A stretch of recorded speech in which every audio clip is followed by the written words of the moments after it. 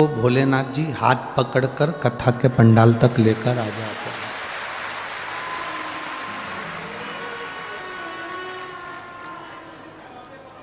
कोई कितना ही प्रयास करे, कोई कितना ही कहे, फिर भी वो नहीं पहुंच पाता, फिर भी वो नहीं जा पाता है महाराज।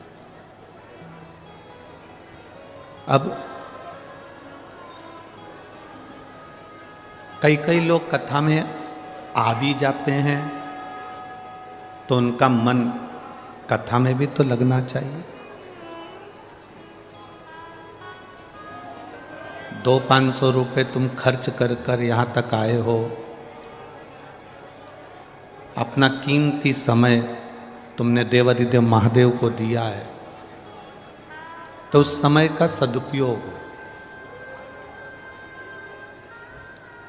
एक ही कंपनी की बहुत सारी गाड़ियां होती हैं, एक ही कंपनी की बहुत सारी गाड़ी है। किसी किसी गाड़ी का कांच बटन दबाओ ऊपर चढ़ जाता है, बोलो सही है कि गलत है?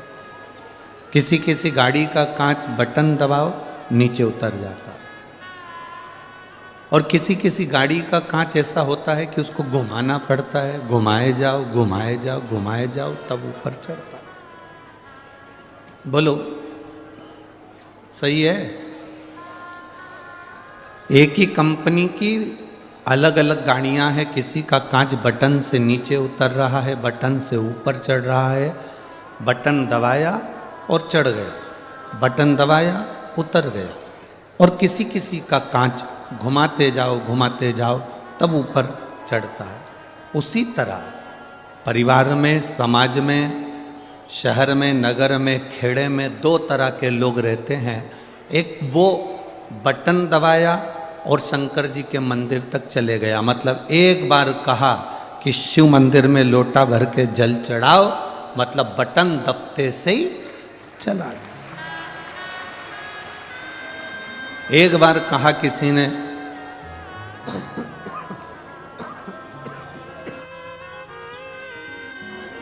एक बार किसी ने कहा कि मंदिर जाओ, और वो चला गया। और एक व्यक्ति वो होता है जिसको घुमाना पड़ता है, जा रहा है कि नहीं जा रहा, जा लोटा भर के जल चढ़ा के आ, मैंने लोटा रख दिया, अगरबत्ती लगा के आ, दिया लगा कर आ, जा कथा में जा, जा सत्संग में जा। उसको घुमाना पड़ता है। वो गाड़ी का जो कांच है ऐसे ही नहीं चढ़ेगा, उसमें थोड़ी मेहनत करना पड़ेगी, उसको घुमाना पड़ेगा, उसको घुमाओ थोड़ा सा। दो तरह के गाड़ी में कांच होते हैं, एक बटन से चढ़ जाता है और एक घुमाने से चढ़ाना पड़ता है। उसी तरह दो तरह के व्यक्ति होते हैं, एक अपने आप भगवान की भक्ति में उसका मन लग जाता है, और दूसरा वो होता है जिसको घुमा घुमा कर भक्ति की ओर लेकर जाना पड़ता है, भजन की ओर लेकर जाना पड़ता है। शिव महापुराण की कथा कहती है, भगवान शंकर का चरित्र कहता है, भगवान शिव की अविरल भक्ति की ये पवित्र कथा कहती है कि यहाँ जितने बैठे हो, जितने आस्था चैनल पर कथा सुन रहे हो, जितने फेसबुक यूट्यूब पर कथा सुन रहे हो, जितने लोग इस पवित्र भूमि पर लाखों की संख्या में आप लोग पहुँचे हैं, जितने भक्त इस कथा को सुन रहे हैं, आप सब गाड़ी के वो कांच नहीं हो जिसको घुमा घुमा कर चढ़ाना पड़ता है। आप गाड़ी के वो कांच हो जिसकी बटन दबते से ही परमात्मा की भक्ति का स्मरण हो जाता है। केवल बटन दबी और आपका चित्त, आपको सूचना मिली कि शिव पुराण की कथा हो रही है, आपको सूचना मिली कि भगवान शंकर का भजन हो रहा है, आपको सूचना मिली कि मंदिर में ये फंक्शन है, ये उत्सव है, और आपका मन कर गया और आप मंदिर तक पहुंच गए। ये चित्त, ये मन, ये वृत्ति शिव तक पहुंचे। और तेरी कृपा बिना न हिले एक भी अणु, लेते हैं श्वास तेरी कृपा से तनु तनु।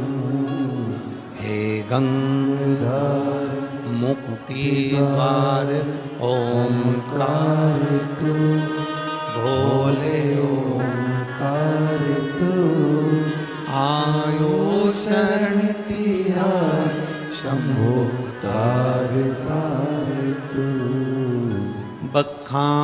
क्या करूं मैं राखों के ढेर का, चपटी बहुत में है खजाना कुबेर का। हे गंगधार मुक्ति द्वार ओमकार तू, भोले ओमकार तू। आयो शरण पिया शंभु तार तार तू। आपकी चित्त वृत्ति में शिव समाया,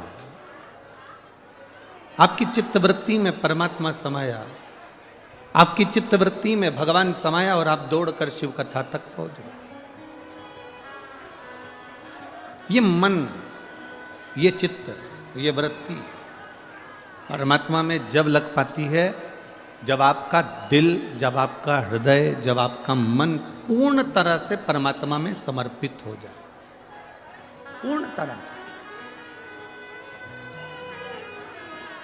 बोल बम का नारा है, आवाज नहीं आई, जरा जम के बोल बम का नारा है, सारी समस्या का हल भगवान शिव की कथा कह रही है।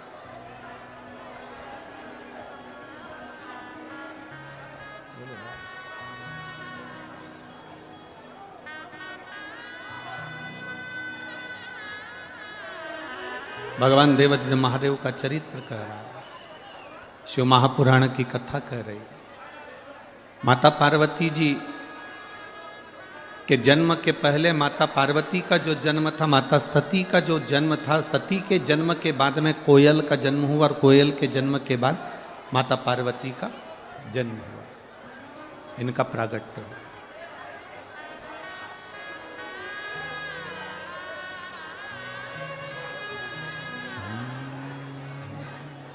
शंभो शरण मांगो घड़ी रे घड़ी, दुख दया करी दर्शन आपो। शंभो शरण पड़ी मांगो काटो, दया करी न दर्शन आपो।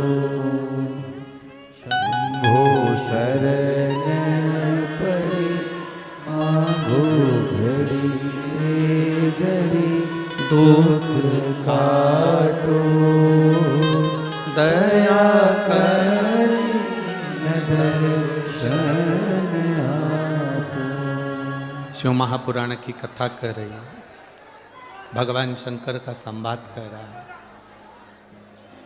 शिव तत्व कह रहा है।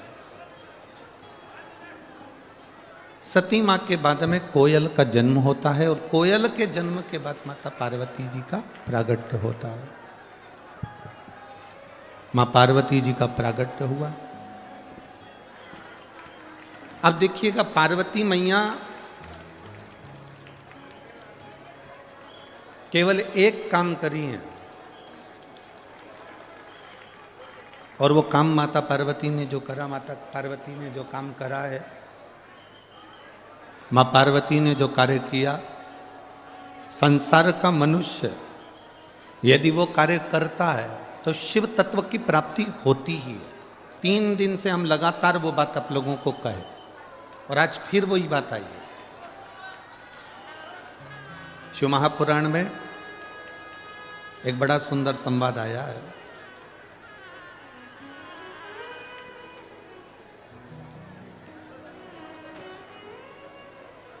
शिव कथा कर रही है।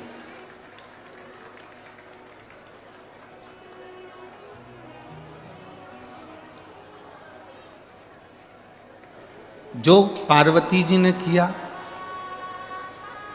संसार का मनुष्य अगर वो कार्य करता है तो शिव तत्व उसके नजदीक में आता ही है। भगवान देवादिदेव महादेव की प्राप्ति उसके जीवन में होती ही है,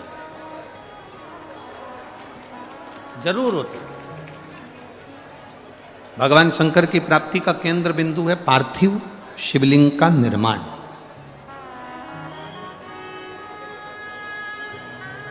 माता सती के, माता पार्वती जी के जितने जन्म हुए, माता पार्वती जी के जितने अवतार हुए, प्रत्येक जन्म में, प्रत्येक अवतार में माता पार्वती जी ने, माता सती ने अपने प्रत्येक जन्म में शंकर के पार्थिव शिवलिंग का पूजन करा और उसका निर्माण करा और उसका पूजन नित्य करा।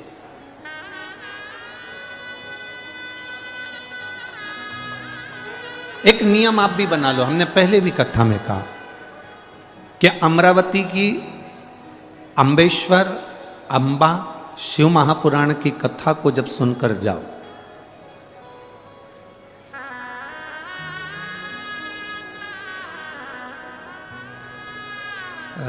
जिस दिन माननीय मुख्यमंत्री जी आए थे शिंदे जी, श्री एकनाथ जी शिंदे जी पधारे थे माननीय मुख्यमंत्री जी, तो उस दिन आपके क्षेत्र की ही सांसद श्रीमती नवनीत जी राणा जी ने एक बात कही थी, आपके स्मरण में होगा।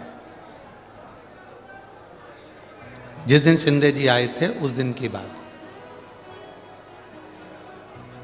उन्होंने एक बात कही थी, आप लोगों के स्मरण में होगा, कि अगर इस हनुमानगढ़ी में आप शिव महापुराण की कथा श्रवण करने के लिए आए हो, ये सांसद महोदय ने उस दिन, जिस दिन शिंदे जी आए थे, श्री एकनाथ जी शिंदे सीएम साहब आए थे, उस दिन बात कही थी कि हनुमानगढ़ी में यदि आप कथा श्रवण कर रहे हैं, और बड़ा सुंदर बात उन्होंने ये कही कि आप हनुमानगढ़ी में अगर कथा श्रवण कर रहे हैं तो यहां से एक संकल्प लेकर जाओ कि अपने सनातन धर्म की ध्वजा को कभी भी नीचे नहीं जाने देंगे, ऊपर की ओर ही बढ़ाएंगे। ये सांसद महोदय श्रीमती नवनीत जी राणा जी ने यह बात कही थी, और वही बात शिव महापुराण की इस कथा में भी आती है कि हम एक संकल्प लेकर चलें। जैसे रुक्मणी जी की बुआ जी ने संकल्प लिया था, रुक्मणी जी ने संकल्प लिया था, ऐसा कोई संकल्प अपनी जिंदगी में हम भी लेकर चलें।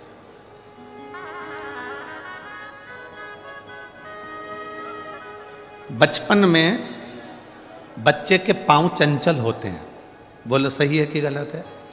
जितने बैठे हो सब बोलो सही है। बच्चे के पांव चंचल होते हैं, माँ बिठाती है वो उठ जाता है, माँ बिठाती है वो उठ जाता है, माँ कहती उधर जा वो इधर आता है, माँ कहती वो कर वो वहाँ चले जाता है। बचपन में बच्चे के पांव चंचल होते हैं, जवानी में व्यक्ति का रोम रोम चंचल होता है।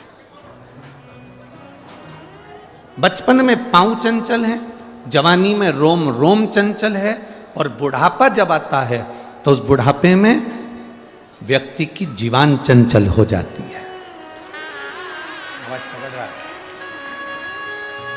जब बुढ़ापा आता है तो व्यक्ति की जिह्वा चंचल हो जाती है। शिव महापुराण की कथा एक बड़ी सुंदर बात कहती है कि बचपन में पांव चंचल होंगे चल जाएगा, जवानी में रोम रोम चंचल होगा चल जाएगा, पर बुढ़ापे में जो जीवान चंचल हो जाती है, किसी को भी कुछ भी कह देना, अपशब्द बोल देना, ताने दे देना, बहू को कुछ कह दिया, सास को कुछ कह दिया, रिश्तों को कुछ कह दिया, नातों को कुछ कह दिया। बुढ़ापे में क्या तुम्हारे पास में हो कि तुम्हारे को तुम्हारे घर के बच्चे तुम्हें पूछेंगे? बुढ़ापे में वो कौन सी दौलत तुम्हारे पास में होना चाहिए कि तुम्हारी बहुएं तुम्हें पूछेंगी? बुढ़ापे में वो कौन सी दौलत तुम्हारे पास में होना चाहिए कि तुम्हारे रिश्तेदार भी तुमको सम्मान देंगे? बुढ़ापे में वो कौन सी दौलत तुम्हारे पास में होना चाहिए कि तुम्हारी समाज के लोग भी तुम्हारा सम्मान करेंगे? बुढ़ापे में वो कौन सी दौलत, कौन सा वैभव, कौन सा धन तुम्हारे पास में होना चाहिए कि तुम्हारे पड़ोसी भी तुमको 2 रोटी दे देंगे? बुढ़ापे का परम धन है, बुढ़ापे की परम दौलत है तुम्हारा मौन रहना, चुप रहना। जितने चुप रहोगे उतने पूजे जाओगे। पर हमारी आदत बड़ी बुरी है ना महाराज जी, हम खाए बिना रह जाएं। पर ये देखो, मैं तो बोला ही नहीं, उससे पहले तुम बोल दिए। दिक्कत तो यही है ना, तकलीफ तो यही अड़ी पुड़ी है कि खाया बिना रह जाऊं पर बोला बिना नहीं रह सकती। मैं बोलूंगी तो सही। और पुरुष जो होते हैं ना, ये मेरे जितने जीजा बैठे हैं ना, ये पुरुष तो एक बार सोच लेते हैं हाँ क्या बोलना जान दे, पर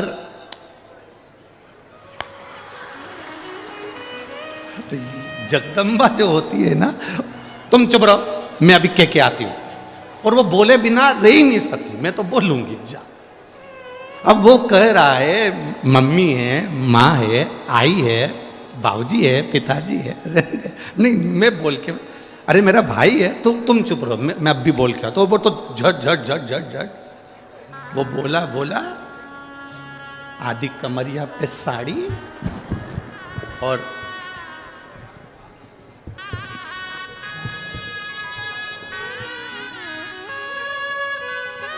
वो बोला तो बोला और बोलने के बाद में वो माइक भी बोल रहा है, वो बोल के वो जाए।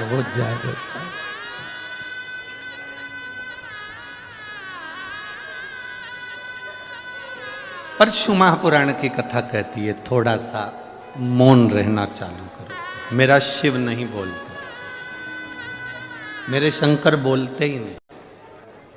कर्पूरम करुणावतारम संसार सारम बुझे।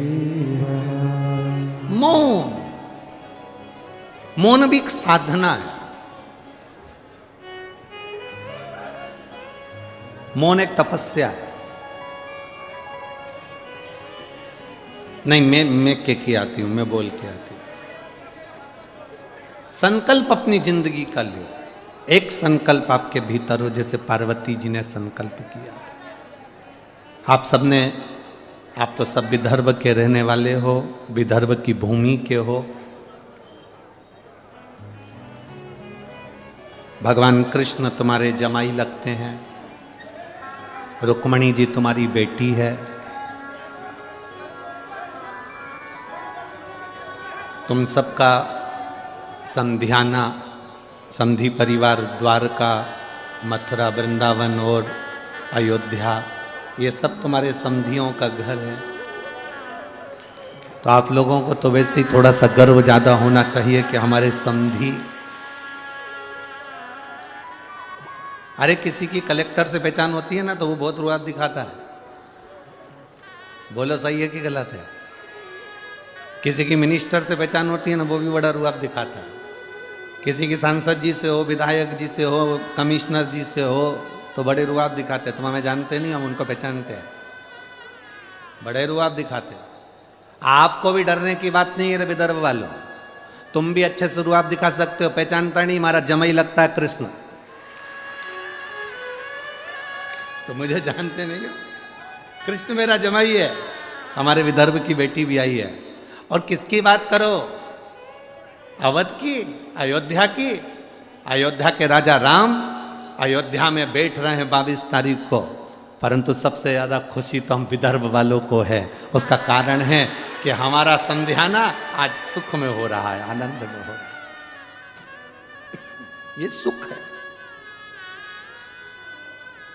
ये एक आनंद की अनुभूति है।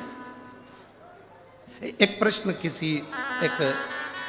कोई बच्ची ने किया है। एक तो यहाँ विदर्भ में कथा करने आए हैं तो प्रश्न बहुत सारे आए हैं और सब आड़े टेढ़े आए हैं, एक भी लक्षण का नहीं आया। एक आध प्रश्न अगर दमदारी, परंतु जो भी आए ठीक है। प्रश्न देखिए, प्रिया बोरासे,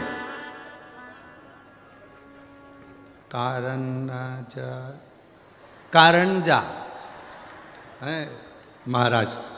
श्री शिवाय नमस्तुभ्यम गुरु जी के चरणों में प्रणाम कर रही हूं।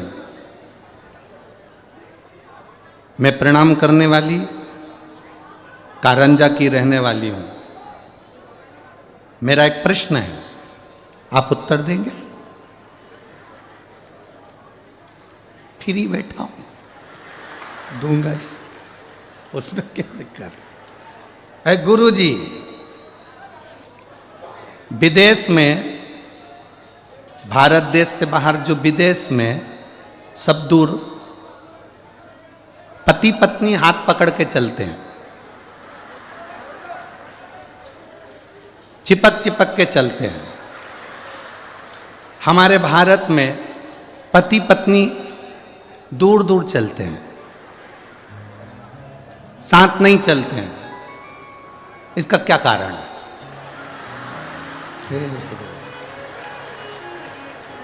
कहाँ है? कहीं बैठी है क्या प्रिया बोरा से, कारंजा महाराष्ट्र? कहीं बैठी हो तो हाथ हिलाना। बहुत अब ये मैं कैसे बता सकता हूं, पर इतना जरूर है, ये निश्चित है।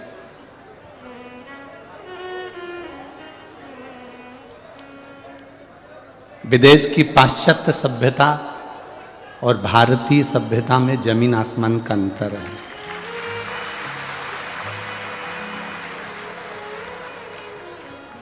विदेश की पाश्चात्य सभ्यता और भारतीय सभ्यता में, भारतीय संस्कृति में और विदेश की संस्कृति में जमीन आसमान का अंतर है।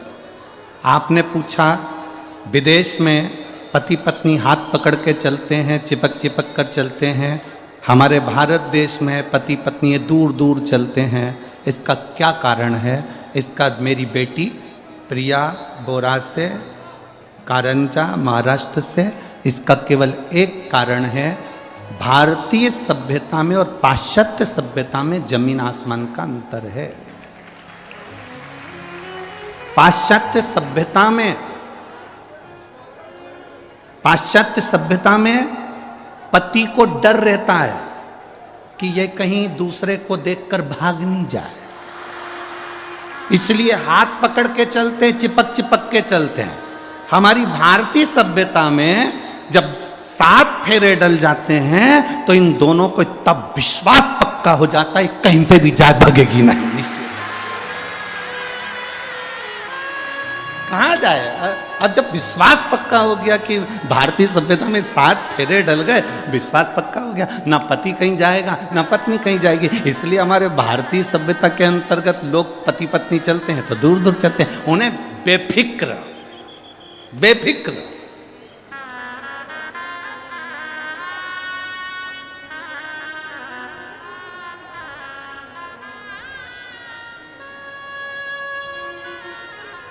ये भारत की जो भूमि है, ये भारत की जो धरा है, ये भारत की जो भूमि है, ये सभ्यता और संस्कृति की देने वाली है। ये साधारण सी भूमि नहीं है महाराज। विदेश में कोई मरता है तो उसको एक्सपायर कहते हैं, विदेश में मर गए डेड बॉडी कहते हैं, पर भारत में कहीं का बेवड़ा भी मर जाता है तो स्वर्गवासी कहते हैं। ये भारत की भूमि है, भारत की धरा है। कोई गलत भी मर रहा है तो उसको स्वर्गवासी कहेंगे, क्योंकि भारत की भूमि पर राम और कृष्ण का अवतार हुआ है। भारत की भूमि पर रामकृष्ण परमहंस, चैतन्य महाप्रभु, संत तुकाराम, श्री नामदेव जी का अवतार हुआ है। भारत की भूमि पर संत साधु का अवतार हुआ है। भारत की भूमि पर 33 कोटि देवता किसी न किसी रूप में आते रहे हैं। इसलिए भारत की धरा पर अगर कोई पापी से पापी मर भी जाता है तो उसके नाम के आगे स्वर्गवासी ही लिखा जाता है कि वो मरने के बाद स्वर्गवास हो गया, उसका भगवान की भक्ति में डूबा गया, भजन चित्त की ओर रंग।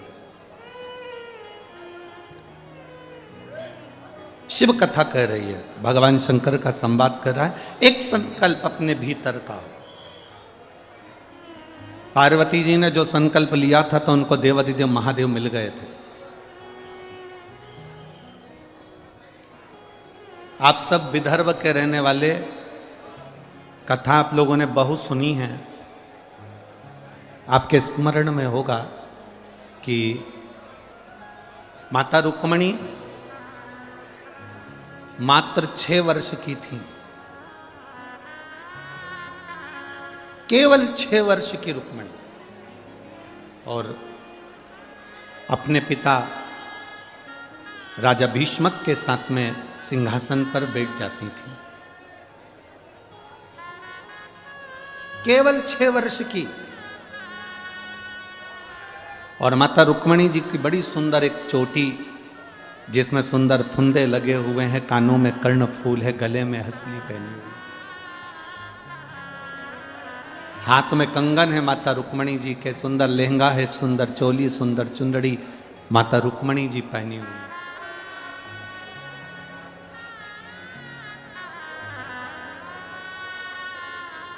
कौंडल्यपुर की रहने वाली, विदर्भ की पवित्र भूमि पर निवास करने वाली माता रुक्मणी जी पूरे कौंडल्यपुर में एक शोभायमान है। पूरे कौंडल्यपुर में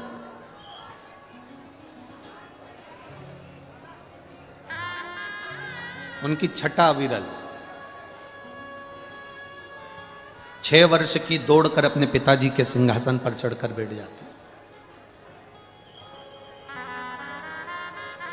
पिताजी उनको गोदी में बिठा लेते और निर्णय देना प्रारंभ कर देते। अब जितने भी वहां पर लोग आते, जो सभा में जितने भी आते, राजा भीष्मक की सभा में जितने भी बैठते, उनसे जब बात चालू होती तो बात चलते चलते चलते चलते थोड़ी थोड़ी देर में जितनी भी बात निकलती वो भगवान कृष्ण की निकल जाती। थोड़ी थोड़ी देर में बात निकलती और भगवान कृष्ण की बात चालू हो जाती।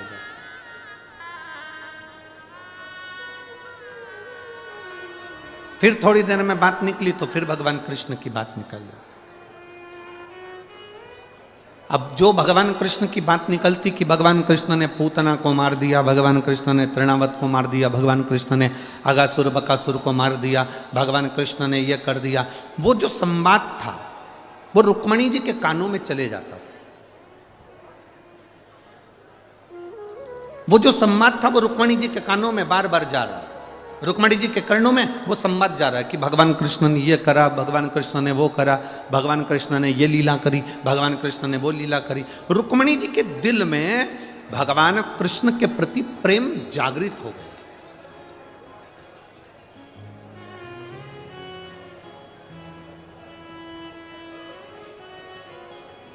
और इतना प्रेम भगवान कृष्ण के चरणों के प्रति रुक्मणी जी का जागृत हो गया कि रुक्मणी जी 6 वर्ष की अवस्था में रुक्मणी जी ने भगवान कृष्ण को अपने हृदय में बिठा लिया।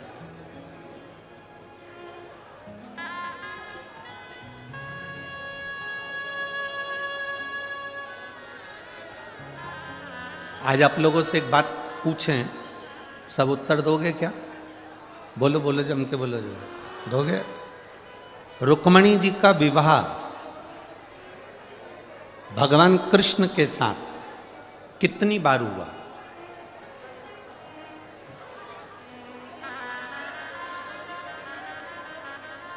जल्दी जल्दी उत्तर दो। रुक्मणी जी का विवाह भगवान कृष्ण के साथ कितनी बार हुआ? शिव महापुराण की कथा वर्णन करती है कि भगवान कृष्ण के साथ रुक्मणी जी का विवाह 4 बार हुआ है। कितनी बार हुआ है? 4 बार। और आप विदर्भ के रहने वाले हो, आपको ये बात मालूम होना चाहिए कि रुक्मणी जी का विवाह भगवान कृष्ण के साथ कितनी बार हुआ? कितनी बार हुआ? 4 बार। पहला, रुक्मणी जी जब 6 वर्ष की थी, सभा में बैठे हुए लोगों के मुख से भगवान कृष्ण का नाम सुन सुनकर रुक्मणी जी ने अपने मन से भगवान कृष्ण के साथ दिल से रुक्मणी जी ने फेरे लगा लिए थे कि कृष्ण आज से मेरे पति हैं और मैं कृष्ण की धर्म पत्नी हूं। कृष्ण मेरे पति हैं और मैं भगवान कृष्ण की धर्म पत्नी हूं। ये रुक्मणी जी ने भीतर से फेरे लगा लिए। 6 वर्ष की अवस्था में रुक्मणी जी भगवान कृष्ण को अपना पति बना लिया। इसको कहते हैं मानसिक विवाह, जो मन से करा गया। दूसरे नंबर का विवाह रुक्मणी जी ने जब पत्र लिखा, उस पत्र में 7 श्लोक लिखे। कितने श्लोक थे? 7। पत्र में 7 श्लोक लिखे। हर श्लोक को लिखते समय रुक्मणी जी ने अपनी बुद्धि से भगवान कृष्ण के साथ फेरे लगा लिए। पहला श्लोक लिखा रुक्मणी जी ने और कह दिया, मैं कृष्ण तुम्हारे को समर्पित हूं, मैं तुम्हें पाना चाहती हूं। 7 श्लोक से रुक्मणी जी ने भगवान कृष्ण से बुद्धि की भावर लगा ली। ये दूसरा विवाह हो। और जितने लोग आस्था सेन चैनल पर सुन रहे हैं बड़े ध्यान से सुनना। रुक्मणी जी का तीसरा विवाह जगदम्बा के मंदिर से, जब रुक्मणी जी श्रृंगार कर कर जगदम्बा के मंदिर पर आई और भगवान कृष्ण उनको लेकर भागे, ये राक्षसी विवाह भगवान कृष्ण का रुक्मणी जी के साथ तीसरा विवाह हुआ।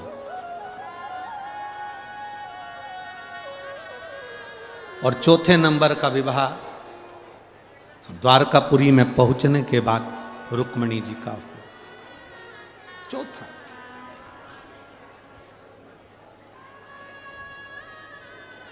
अर्थात रुक्मणी जी का चरित्र कह रहा है, रुक्मणी जी का संवाद कर रहा है कि बचपन रुक्मणी जी ने भगवान को दे दिया, जवानी रुक्मणी जी ने भगवान को दे दी, अधेड़ी रुक्मणी जी ने भगवान को दे दी, और वृद्धावस्था रुक्मणी जी ने भगवान को दे दी। 4 विवाह से मतलब है कि बचपन, जवानी, अधेड़ी और बुढ़ापा चारों की चारों भगवान कृष्ण के भरोसे पर छोड़ दिया। और बचपन खेल में खोया, जवानी नींद भर सोया, बुढ़ापा देख कर रोया, सिराने मौत हंसती। बचपन गया, जवानी गई भोग विलास में, अधेड़ी चली गई कमाने में, केवल एक बुढ़ापा बचा है। और वो भी अंतिम समय में कैसे भजन हो पाएगा। इस व्यासपीठ से पहले भी निवेदन कर, आज फिर आप लोगों से निवेदन करते हैं, फिर प्रार्थना करते हैं। एक भिखारी तुम्हारे दरवाजे पर मांगने आता है, मांगता है, तुम्हारे दरवाजे के बाहर जाकर रोटी पेट भर कर खाता। बोलो खाता है कि नहीं खाता? तुम दिन रात मेहनत करते हो, दिन रात दुकान पर काम करते हो, दिन रात फैक्ट्री में लगे रहते हो, दिन रात कमाने में लगे रहते हो, उसके बाद भी तुम समय पर भोजन नहीं कर पाते। पर भिखारी भीख मांगने के बाद भी समय पर भोजन कर लेता है, पर अच्छा सेठ भी समय पर भोजन नहीं कर पाता है।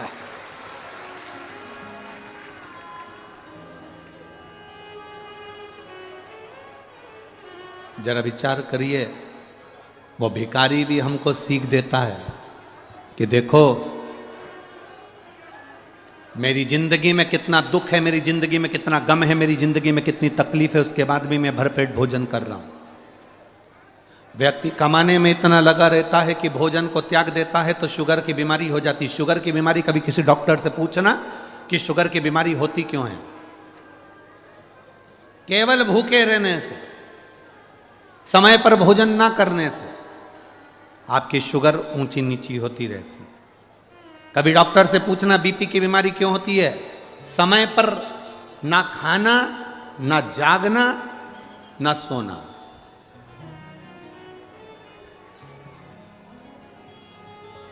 दुनिया का सबसे सुखी व्यक्ति कौन है? दुनिया का सबसे बड़ा करोड़पति कौन है? दुनिया का सबसे बड़ा सेठ कौन है?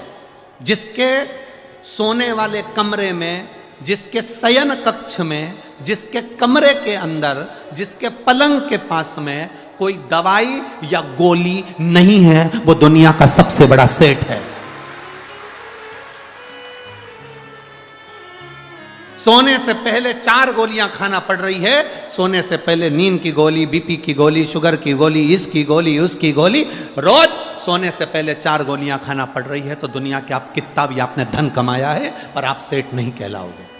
आप सेठ नहीं कहला सकते, क्योंकि प्रथम सुख निरोगी काया, द्वितीय सुख घर में माया। दुनिया का सबसे बड़ा सेठ वो है आपके पलंग के पास कोई दवाई नहीं, कोई गोली नहीं, सवेरे उठते हो आराम से, सोते भी आराम से हो, बस बिना गोली के भी आराम से मोबाइल बंद करा, सोए और नींद आ गई, समझ लेना कि दुनिया के सबसे बड़े सेठ तुम हो। तुम सो रहे हो, रात भर तुम्हारा दिमाग काम कर रहा है, रात भर वहां से पैसा आया कि नहीं आया, फैक्ट्री में काम हुआ कि नहीं हुआ, उसने ये काम करा कि नहीं करा, वहां से आने वाला था वो आया कि नहीं आया, उसने ये करा कि नहीं करा, रात भर जाग रहे हो, दिमाग तुम्हारा रात भर चल रहा है, तो तुम सेठ नहीं कहला सकते। फुल एंजॉय की जिंदगी जियो रे भाई। कोई भरोसा नहीं है कि अगला जन्म तुम्हारा कौन सा होगा और हमारा कौन सा होगा, किसको मालूम। फुल एंजॉय की जिंदगी जियो। भगवान ने जो दिया है उसको इतने खुश होकर जियो। अगर कम मिला कम में जिंदगी अच्छी जियो, ज्यादा मिला ज्यादा में जिंदगी अच्छी जियो। जैसा मिला, एक 10,000 रुपये महीना कमाने वाला भी अपनी पत्नी को रोज घुमाने चले जाता है। 10,000 रुपये कमाने वाला भी अपने पत्नी और बच्चों के साथ खिलखिला के हंस लेता है। और 1 करोड़ रुपए कमाने वाला भी दिन भर मुसद्दी लाल जैसा बैठा रहता। काय की जिंदगी जीना पे, फुल एंजॉय की जिंदगी जी। जो परमात्मा ने दिया कम नहीं दिया, जैसा दिया बहुत अच्छा दिया। घर में ऐसे रहो कि जैसे शंकर पार्वती रहते थे। शिव जी के परिवार में किसी देवता का परिवार निकाल कर बताओ, 33 कोटि देवी देवताओं के परिवार में बता दो कि पूरा परिवार किसी के साथ में हो। भगवान विष्णु और लक्ष्मी जी साथ में मिलेंगे परंतु उनके बच्चे साथ में नहीं मिलेंगे। ब्रह्मा ब्रह्माणी साथ में मिलेंगे पर उनके बच्चे साथ में नहीं मिलेंगे। इंद्र इंद्राणी मिलेंगे पर उनके बच्चे साथ में नहीं मिलेंगे। आप किसी 33 कोटि देवी देवताओं की लिस्ट निकाल कर देख लो, किसी के देवताओं के बच्चे उनके साथ में नहीं है। केवल एक देवाधिदेव महादेव हैं जिनके बच्चे गणेश, कार्तिकेय, अशोक सुंदरी, जया, विषहरा, शामली बारी, दौतली देव, शंकर भगवान का पूरा खानदान उनके साथ में है। क्योंकि शिव प्रेरणा देते हैं कि अपने परिवार के साथ फुल एंजॉय की जिंदगी जियो, भले कैलाश पर्वत पर रहो चाहे कहीं पर भी रहो।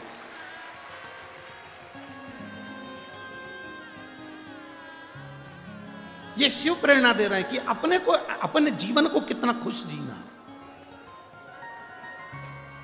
अपने को अपना जीवन कितना आनंदमय जीना, अपने को अपना जीवन कितना आनंदमय बनाना, ये अपने ऊपर निर्भर करता है। 6 वर्ष की अवस्था माता रुक्मणी जी की मात्र 6 वर्ष की अवस्था, और 6 वर्ष की अवस्था में माता रुक्मणी जी ने भगवान कृष्ण को अपना पति मान लिया था। आप इस कथा के पंडाल में बैठती हो और हम बोलते हैं बोल बम का नारा है और बाबा एक सहारा है। बाबा एक सहारा का मतलब ये है कि आप भोलेनाथ जी को अपना पिता मान लो, भोलेनाथ जी को अपना इष्ट मान लो, भोलेनाथ जी को अपना सखा मान लो। भगवान शंकर को अपना इष्ट, अपना सखा, अपना पिता, अपना बाबुल, अपना बाबा मानकर हम अपने दिल की बात भोलेनाथ जी से कर सकें, उसका मतलब ये है।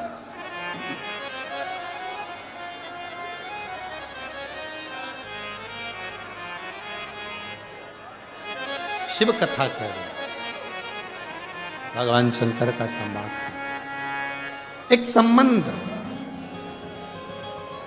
आप परमात्मा से जोड़ दो,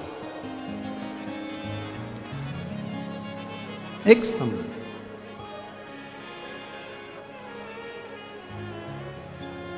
और नाता एक राम जी से दूजा नाता तोड़ दे, रिश्ता एक श्याम जी से दूजा रिश्ता छोड़ दे। साधु संगे राम रंग अंग अंग सही है, जाई विधि राखे राम ताही विधि रही।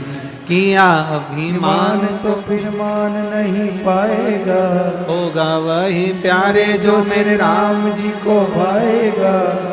बस अपना शिव को, अपना राम को बना लो। एक पत्र है, देखिए,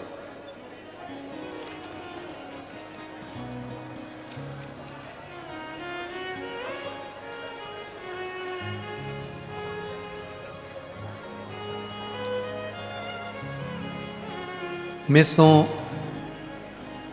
रोनाली परेश राउत,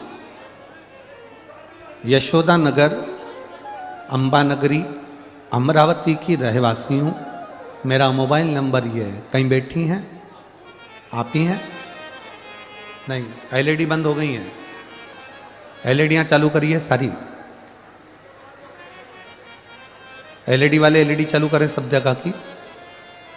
मैं सो रोनाली परेश राउत, यशोदा नगर, अंबा नगरी, अमरावती की रहने वाली हूँ। मेरा मोबाइल नंबर ये। कहीं बैठी हो तो हाथ हिला सकती हैं, कहीं बैठी हो तो हाथ हिला सकती हैं। गुरुदेव, मैं बाबा का क्या वर्णन करूं मेरा तो परमात्मा पे से विश्वास उठ गया था, क्योंकि मेरे यहाँ 10 साल हो गए थे और मुझे संतान का सुख नहीं था। ऐसा कौन सा इलाज जो मैंने नहीं करवाया, ऐसी कौन सी जगह जहां मैं नहीं गई। मैंने बच्चे की आस भी छोड़ दी थी, क्योंकि 1 साल 2 साल धीरे धीरे 5 साल 8 साल 9 साल 10 साल निकल जाए तो कहां संतान का सुख होता है। किसी के यहाँ कोई फंक्शन में जाती थी तो बड़ा मन दुखता था कि किसी के यहाँ जाओ और अपना मुंह उतरा रहे, अच्छी बात नहीं, क्योंकि सबके बच्चों को देखती, मेरी खुद की कोई औलाद नहीं थी। 10 साल निकल गए। 2022 में मेरी पड़ोसन के कहने पर मैंने आस्था चैनल पर पहली बार शिव महापुराण की कथा सुनी। और कथा आप कहते हो आसन लगाकर जो सुनता है बाबा उसकी झोली जरूर भरता है। मैंने टीवी के सामने ही आसन लगाकर शिव महापुराण की कथा को श्रवण करा, सफेद आंकड़े की जड़ का प्रयोग करा, पशुपति व्रत प्रारंभ करा। गुरुदेव, करता करे ना कर सके, शिव करे सो होए, 3 लोक नो खंड में मेरे शिव से बड़ा ना कोई। आपने बहुत अच्छी लाइन लिखी है, जहां भी बैठे हो आपको बहुत बहुत साधुवाद। गुरुदेव, कुछ समय के बाद फिर मेरी तबीयत खराब हुई। तबीयत खराब हुई, हम घर का इलाज करते रहे, स्वास्थ्य ठीक करते रहे, पर बाबा तो बाबा है। पशुपति व्रत करती रही और मेरा स्वास्थ्य बेकार चलता रहा। पर गुरुजी ऐसी कृपा हुई, जब तबीयत ज्यादा ही खराब हुई तब हॉस्पिटल दिखाया तो मालूम पड़ा कि मेरे बाबा ने मेरा गर्भ ठहरा दिया, मेरे गर्भ ठहर गया। पर दुख एक था, जांच करने पे मालूम पड़ा कि बच्चे की धड़कन नहीं आई है। जब बच्चे की धड़कन नहीं आई, सोनोग्राफी फिर करवाई। सोनोग्राफी कराने के बाद में फिर वापस बताया कि बच्चे की धड़कन नहीं है, इस बच्चे को तुम मत रखो, ये बच्चा नहीं रखना तुम्हें। पर मेरे 10 साल के बाद तो गर्भ ठहरा था गुरुदेव। मैंने उस बच्चे को रखा। धीरे धीरे करते करते जब जब सोनोग्राफी कराने जाते थे तब तब डर लगता, जाने का मन नहीं करता, तो कई सोनोग्राफी तो मैंने कराई नहीं। अब धीरे धीरे धीरे धीरे करते करते 7 महीने हो गए तो एक सोनोग्राफी और कराने का मन, डॉक्टर कहते रहे कराओ, तब सोनोग्राफी कराई। पर उससे पहले मैंने पूरे 6 महीने बाबा पर चढ़ा हुआ जल पिया और बेलपत्र खाई। बाबा की कृपा का मैं क्या गुणगान करूं गुरुदेव। बाबा की कृपा से 26 जुलाई 2023 को मेरे यहाँ संतान की प्राप्ति हुई और मैं बाबा को यहाँ धन्यवाद देने के लिए आई, जिसका फोटो मैं लगा रही हूँ। आप टीवी पर उस बच्चे का फोटो भी देख सकते हैं। शिव तत्व, औघड़ी, शंभु, शंकर, त्रिकालदर्शी, कैलाशी, अविनाशी, शिव तत्व ऐसा ही होगा।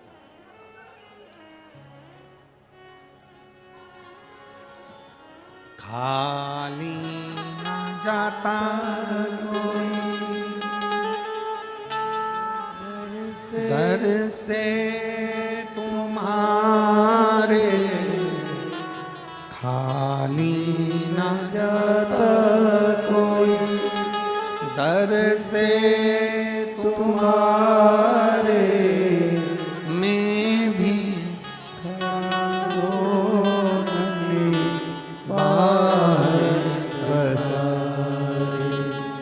अपने हृदय से लगा लो गिरा जा रहा हो, उठा लो भोले अपने दर से अब तो न तारो, गिरी जा रही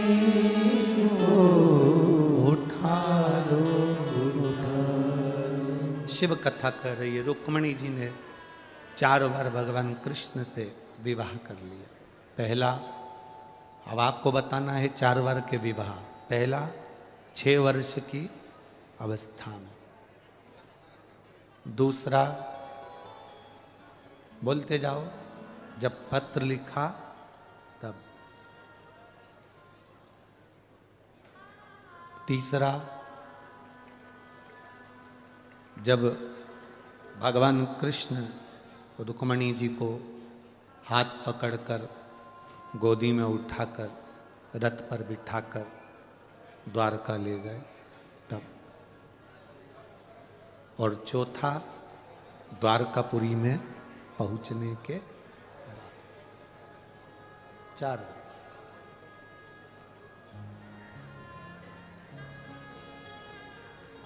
दे दो भगवान को अपना बचपन भी परमात्मा को दे दो, जवानी भी भगवान को दे दो, अधेड़ी भी भगवान को दे दो, बुढ़ापा भी भगवान को दे दो। समर्पण, पूर्ण समर्पित।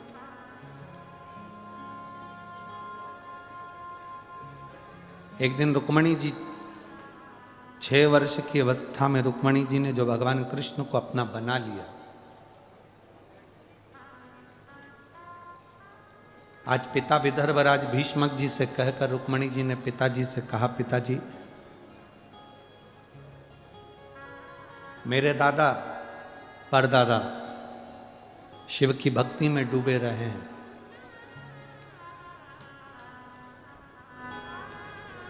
आखिर क्यों शंकर की भक्ति क्यों करी, दादा ने परदादा ने शिव की भक्ति क्यों करी। तब राजा भीष्मक ने, विदर्भराज भीष्मक ने कहा अपनी रुक्मणी से, रुक्मणी केवल एक देव ऐसे हैं जो बिना मांगे दे देते हैं। किसी भी देवता के आगे जाकर झोली फैलाना पड़ती है और कहना पड़ता है कि हमको ये दे दो, पर केवल वो कहते हैं ना, मांग कर जो देता है वो देव कहलाता है, जो बिना मांगे दे देता है वो महादेव कहलाता है। बिना मांगे देते हैं वो, बिना मांगे, कुछ मांगने की जरूरत नहीं पड़ती। आप में से इतने सारे भक्त लोग शंकर की उदारता वाले सब यहाँ पधारे हो, शिव महापुराण की कथा सुनने के लिए आए हो, वो बिना मांगे क्या देगा तुमको, तुम्हें नहीं मालूम पड़ेगा। तुम तो आ गए, यहाँ तक पहुँच गए, फिर मर्जी उसकी है।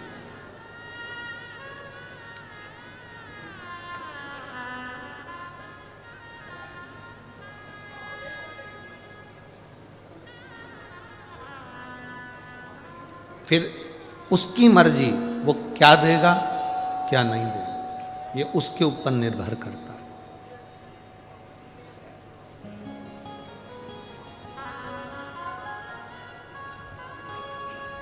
आप तो केवल बैठकर श्री शिवाय नमस्तुभ्यं, हम उसको जप लो, उसका भजन कर लो, उसका कीर्तन कर लो, उसका मंत्र जाप करो।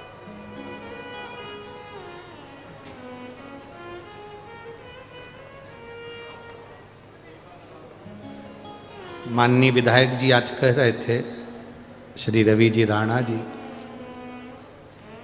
कि गुरुदेव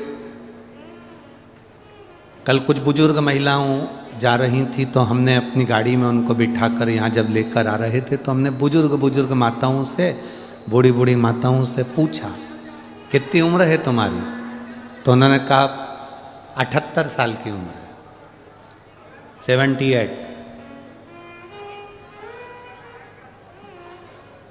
कितनी दूर गाड़ियां छोड़ रही हैं और तुम पैदल पैदल जा रही हो, कितनी परेशान हो जाओगी ना।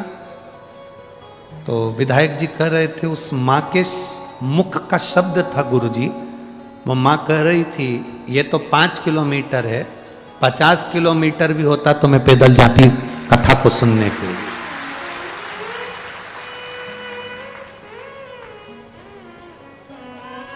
माननीय विधायक महोदय रवि जी राणा जी कह रहे थे, उसके चेहरे का तेज कह रहा था गुरुदेव कि उसके अंदर कितना बल है शिव के प्रति, कितना बल।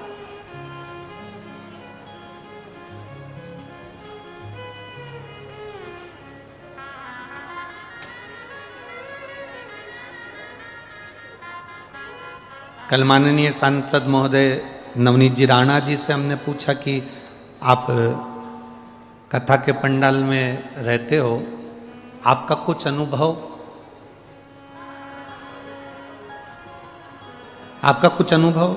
माननीय सांसद महोदय श्रीमती नवनीत जी राणा जी कह रही थी कि गुरुजी 2 दिन से मैं भोजनशाला में जब भोजन बनाने के लिए जाती हूँ, रोटी बनाने के लिए सबके साथ बैठकर जब रोटी बनाती हूँ,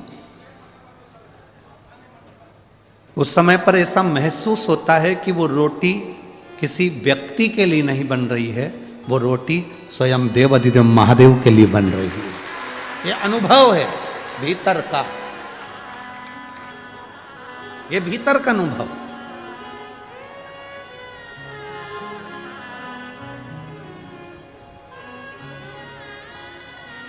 शिव को जानना है तो शिव महापुराण की कथा में जाओ, शिव को जानने के लिए।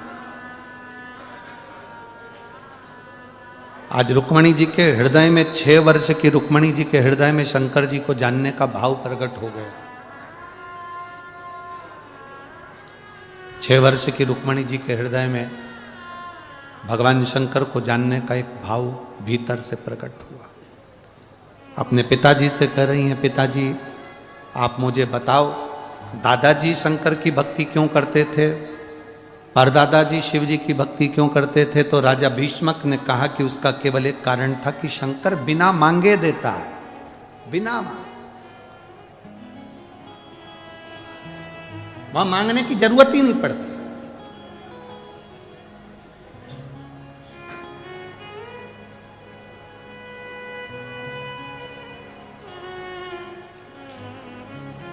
पीछे की एलईडियां चालू करवाइए उस वाले पंडालों की, और पीछे की आवाज भी बढ़ाइए। शिव बिना मांगे दे देने वाला। भगवान शंकर के दरवाजे पर जाकर मांगना नहीं पड़ता, वो स्वयं दे देता, स्वयं।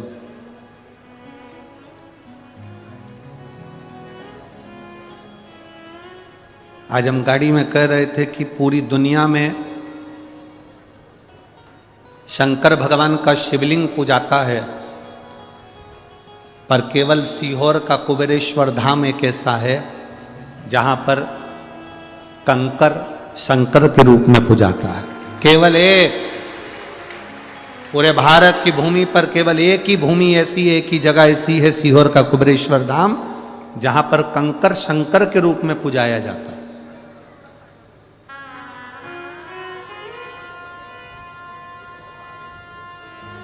शिव तत्व को जानने का मौका मिला है हमको, हमें शिव को पहचानने का मौका मिला। रुक्मणी जी कह रही हैं, आप बताओ। तो राजा भीष्मक ने कहा कि शिव जी से कुछ मांगना नहीं पड़ता, भोलेनाथ जी सब दे देते हैं, सब। भगवान देव अधिदेव महादेव सब दे देते हैं। अब रुक्मणी जी के अंदर खलबली उत्पन्न होने लगी। रुक्मणी जी के भीतर एक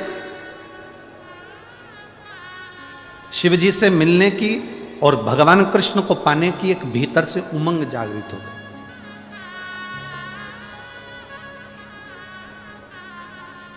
हमने कई बार कथाओं में कहा कि सुख और उम्र, आप लोगों ने कथाओं में सुना होगा, सुख और उम्र, इन दोनों की हमेशा दुश्मनी रही है, इन दोनों की आपस में बनी नहीं। किस किस चीज की नहीं बनी? बोलो बोलो, जम के बोलो जरा। सुख और उम्र, उम्र मतलब हमारी आयु, उम्र, इन दोनों की कभी नहीं बनी। आपस में इन दोनों का झगड़ा है, इन दोनों की अंटी रहती है, हमेशा दुश्मनी रहती है। किस किस चीज की? बोलते जाओ, जम के बोलो जरा। सुख और उम्र। जब सुख आता है तब उम्र चली जाती है, जब उम्र रहती है तब तक सुख पकड़ने की कोशिश करते, अब मिलेगा, बहू आएगी सुख मिलेगा, गरम रोटी देगी सुख मिलेगा। हम सुख को पाने का प्रयास करते हैं और गरम रोटी तो नहीं मिलती, पर गरम गरम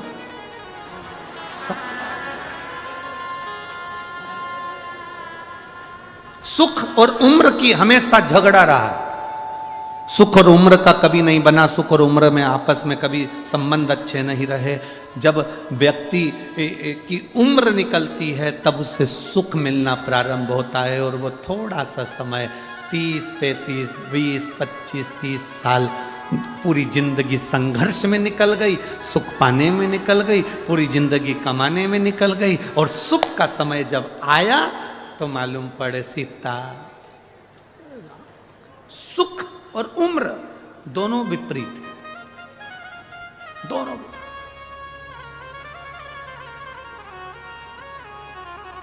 सुख पाने के चक्कर में दुनिया के लोगों की पूरी उम्र चली जाती है, और जब उम्र चली गई तब सुख मिला तो क्या फायदा। बोलो री जीजियो, सही है कि गलत है?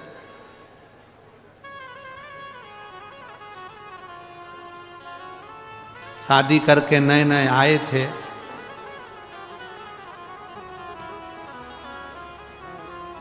विवाह कर कर नए नए पधारे थे। अब नए नए तुम शादी कर कर आए थे, विवाह कर कर आए थे, तो जरा विचार करिएगा, पहला, दूसरा, तीसरा, चौथा, पांचवा, छठा, सातवां, आठवां, नवा, 10वां करवा चौथ का व्रत पड़ा। सही मायने में बताओ, पति तुमको जब साड़ी दिलाता, पति तुमको जब रकम दिलाता तो अच्छा लगता कि नहीं लगता?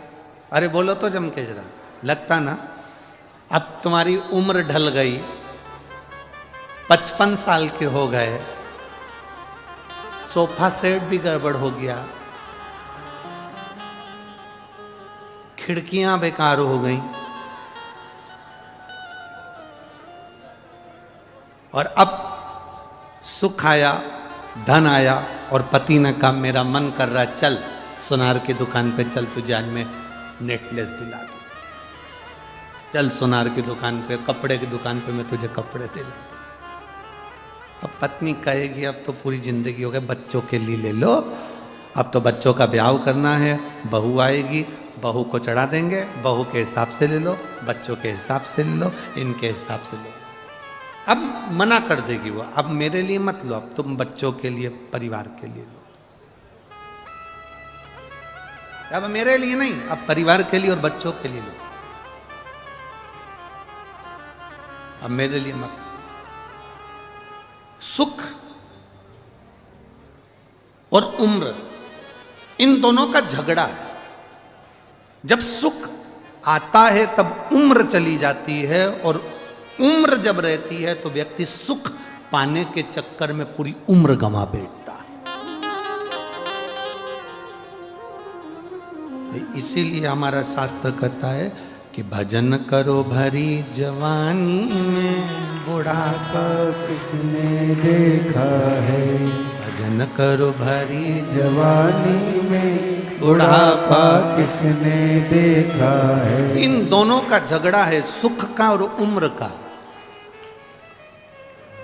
रुक्मणी जी ने अपने उस जीवन को, रुक्मणी जी ने अपने उस चरित्र को आनंदित करा, और रुक्मणी जी ने उस चरित्र को जब आनंदित करा तो रुक्मणी जी ने तुरंत राजा भीष्मक से कहा, अपने पिताजी से, राजा भीष्मक से रुक्मणी जी कह रही हैं कि पिताजी आप मुझे बताएं कि शंकर भगवान की आराधना का फल क्या है, भगवान शिव की भक्ति का फल क्या है, शंकर के पूजन का फल क्या है, शिवलिंग निर्माण का फल क्या है, शंकर के शिवलिंग की आराधना का फल क्या है, भगवान शंकर के गुणगान का फल क्या है, भगवान शिव की अविरल भक्ति का फल क्या है। अब आप मुझे बताएं, ये मुझे सिद्ध करें।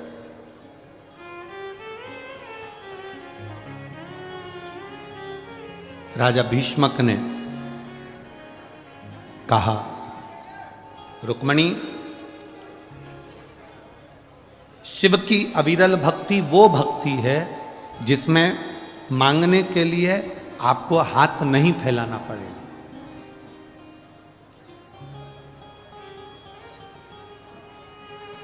सारी समस्या का हल एक लोटा जल। सब कुछ मिल सकता है, सब कुछ। दुनिया का ऐसा कोई कार्य नहीं, दुनिया का ऐसा कोई भाव नहीं। गला पकड़ रहा है, परसों जैसा, कल जैसा कर दो साउंड को। दुनिया का कोई ऐसा सुख नहीं है जो शिव की भक्ति से नहीं मिल सकता। जो भगवान शंकर की भक्ति से प्राप्त नहीं हो सकता, दुनिया का ऐसा कोई कार्य नहीं।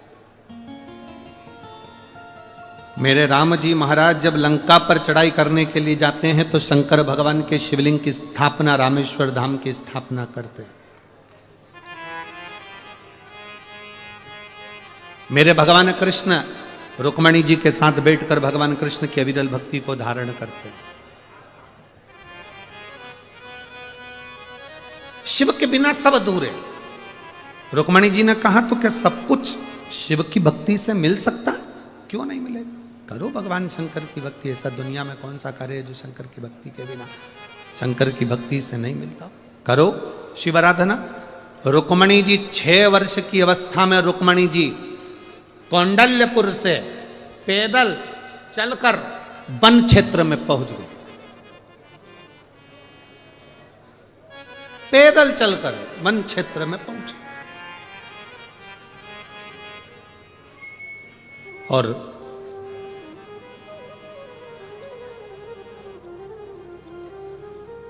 आज रुक्मणी जी ने विचार कर लिया कि अब तो मुझे शंकर के शिवलिंग की आराधना करना है, पूजन करना है। स्कंद पुराण में विदर्भ के अम्बेश्वर मंदिर का वर्णन आता है, अम्बेश्वर शिवलिंग का। जैसे अपन ने विदर्भ खंड को अगर पढ़ते हैं तो विदर्भ को अगर हम पढ़ते हैं तो विदर्भ को पढ़ने में कौंडल्यपुर का वर्णन आता है। आपको कुंडेश्वर महादेव का वर्णन अपन ने स्मरण किया। फिर अपन ने कथा में तपवनेश्वर महादेव का स्मरण करा। उसी तरह तीसरा जो वर्णन आया है अम्बेश्वर महादेव, जहां पर माता रुक्मणी स्वयं वन क्षेत्र में आ गई। कौंडल्यपुर को छोड़कर मां दौड़ती स्मरण करती अपनी सखियों के साथ वन क्षेत्र में पहुंच गई।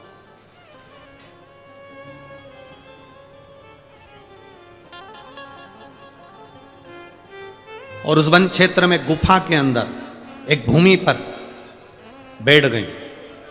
बैठकर उन्होंने पार्थिव शिवलिंग का निर्माण करा। नेत्र बंद कर केवल पार्थिव शिवलिंग का निर्माण करा। ना उस पर जल चढ़ाया, ना बेलपत्र चढ़ाई, ना फूल चढ़ाया, ना दूध चढ़ाया, ना कोई फल चढ़ाया। केवल शिवलिंग का निर्माण कर माता रुक्मणी जी बैठ गई। 6 वर्ष की अवस्था है माता, मात्र 6 वर्ष की।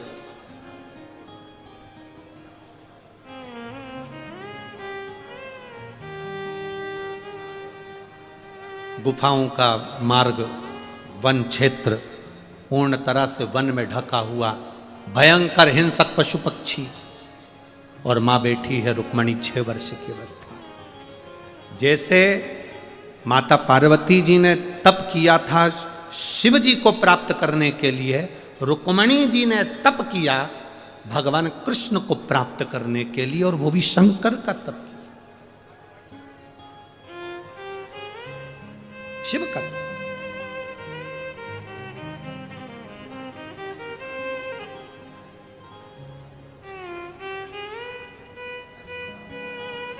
पिता विदर्भ राज को मालूम पड़ा, राजा भीष्मक को मालूम पड़ा मेरी बेटी घर से गई है, सखियों के साथ वन क्षेत्र में गई है। ढूंढने के लिए निकल गए। विदर्भ की पूरी भूमि पर अपनी बेटी रुक्मणी को ढूंढने के लिए राजा भीष्मक ने अपने द्वार से द्वारपालों को भेज दिया, गुप्तचरों को भेज दिया, रुक्मणी को देखो कहां गई है। रुक्मणी गई कहां है, जरा पता करो, देख कर आओ। पूरा विदर्भ छाना। विदर्भ के जहां विराम हो रहा था उस स्थान पर, वो कहते हैं भूमि का स्मरण अगर करेंगे अम्बेश्वर महादेव का, तो मोर्शी के पास में सालबर्डी,